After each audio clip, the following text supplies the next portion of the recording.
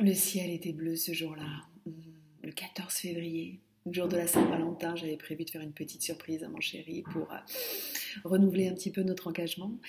Et c'était un jour de printemps en plein hiver et j'avais prévu de faire un petit pique-nique. Donc j'avais la petite couverture écossaise, le petit panier en osier, le petit plat préparé avec amour, etc., etc.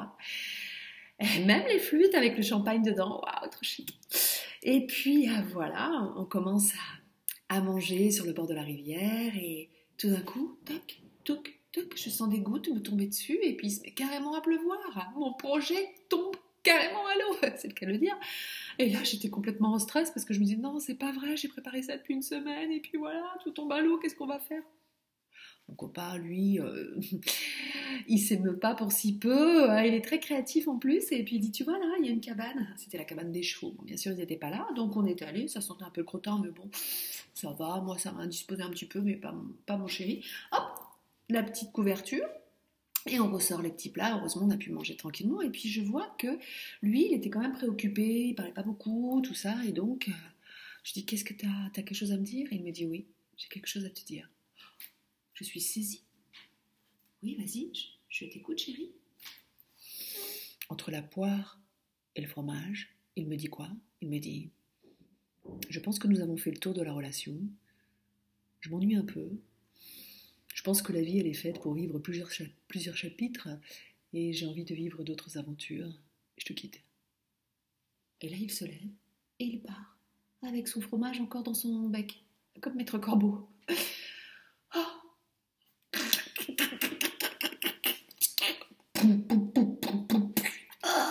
Et là, je me mets à pleurer, à pleurer, en regardant comme dans un film l'homme de ma vie s'en va.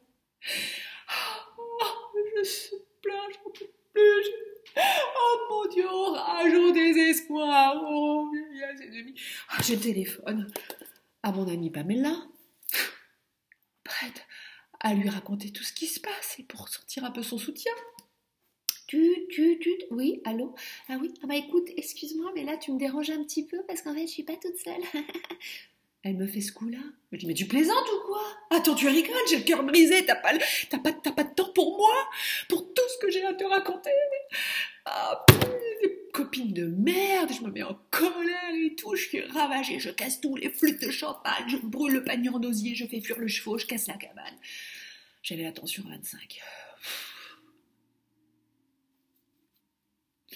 Jusque quand nous allons rendre les autres responsables de notre bonheur?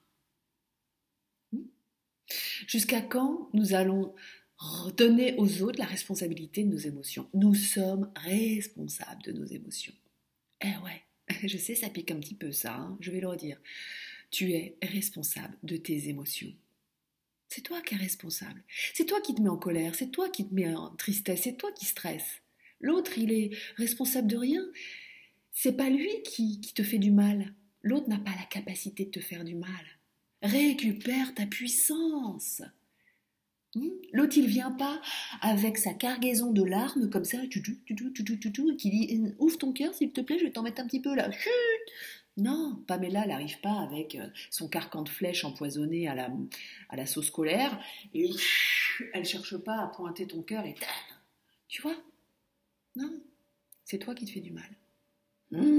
Ça aussi, ça fait mal, mais je vais te le redire, c'est toi qui te fais du mal. En grande partie, c'est toi qui te fais du mal. Oui.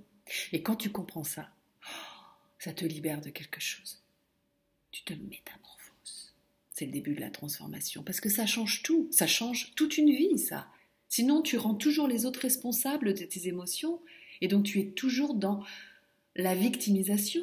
Ben oui, à partir du moment où les autres sont responsables de qui tu es, de ce que tu ressens, etc., tu es dans la victimisation. Ça s'appelle comme ça. Et moi, je t'invite à prendre le rôle de la responsabilisation. Tu vas voir, c'est sympa aussi.